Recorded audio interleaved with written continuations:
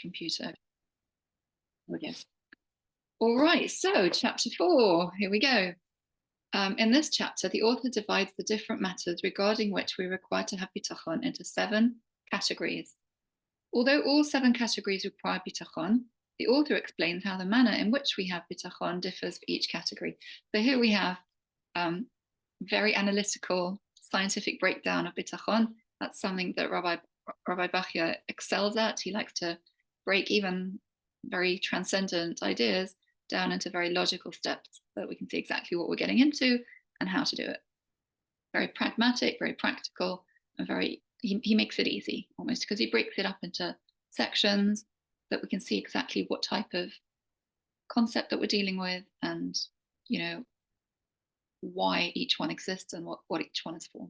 So, אבל, הדברים שחייב המאמין לפתוח בהם על הבורא יסלק כוללים אותם שני מינים. The matters which the believer in God is obligated to rely on the Creator are comprised of 2 different categories.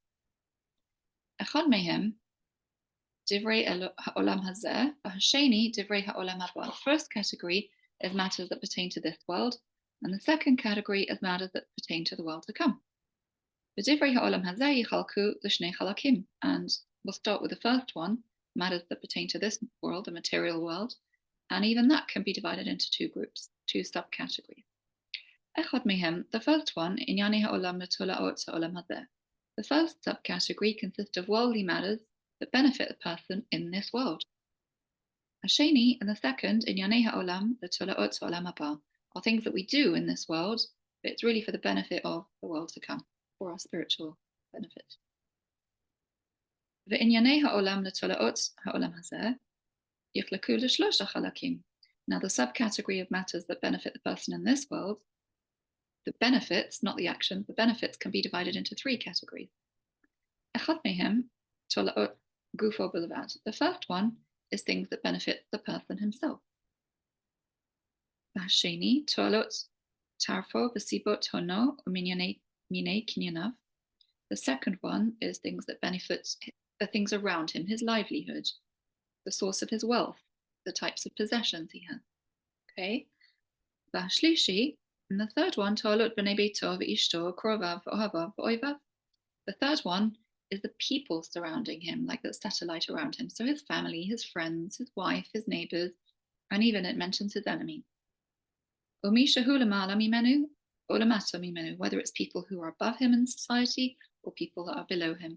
And again, just to stress that we're talking about a society 1,000 years ago, which was by its nature very hierarchical, but now we could say as, you know, people from all around.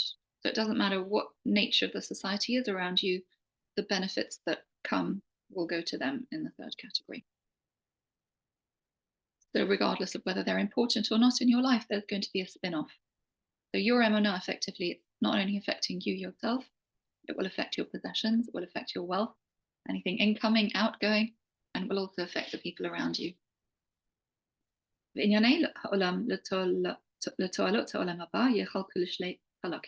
Now we come to the second category, the second big category of things that we do in this world to benefit us spiritually, and that also can be divided into 2 categories. The first is chovot halevavot, are the obligations of the heart, v'ha'evarim, and the mitzvot that we do with our limbs, our hands, with our body. Shehu mityached bahem levado, that only he can do. Like no one else can move my body for me or say davening for me. I'm doing with my mouth. I'm doing it. It's with my body, right? And they don't. I can't with my. In this category, I can't benefit or cause harm to anyone else. Although maybe that's a loose thing. That's a loose presumption because, if I'm davening, I reckon there is a benefit to someone else. But I think he's going to explain it more later. The second category are chovot ha'evarim asher lo yuchal la'asotam ela b'hishtatfut zulato imo b'f'ol v'hifa'el. The second category of things that benefit a person in the world to come could be divided into things that you do with the limbs, with your body, but you can't do those things without another person being there. So like giving charity, I'm going to give it, but if there's no one to give it to, then it's not charity, right? There has to be, in the second category, there has to be a recipient. So it's more than just me involved in this thing. Tzedakah, like charity, and doing kindness, and teaching Torah, and to explain, to instructions of good, instructing other people to, like, philosophy, hashkafa lessons, or showing people the right way, that kind of mitzvah.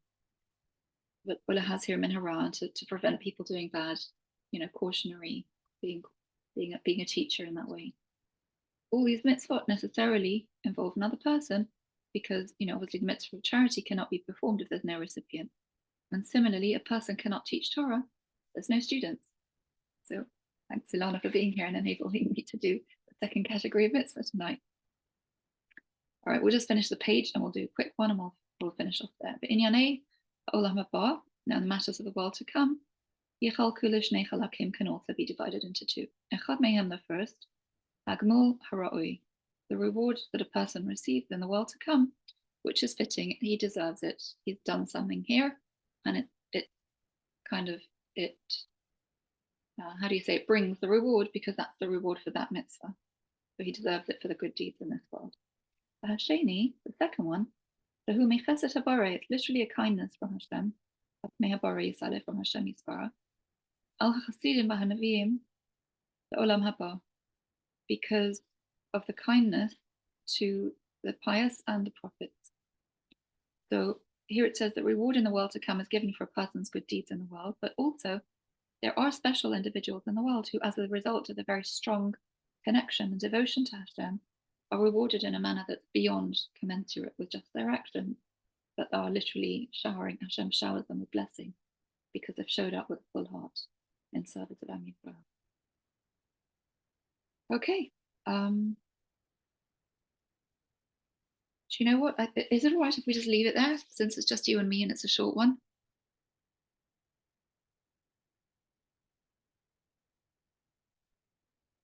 Yeah, absolutely. Sorry. No, that's fine. Okay. Is there anything you wanted to discuss or ask about it, or? No, I'm slightly preoccupied to be Yeah, I thought let's have a quick one. I know, yeah, exactly. That's fine. Lovely. So have a good evening. But thank you. Thank you. You're so welcome. Thank you so much. My pleasure. And we'll please God, maybe we could try tomorrow. I mean, we'll try tomorrow. I'm not going anywhere. Yeah. Yeah. Okay. Night. Thanks so much.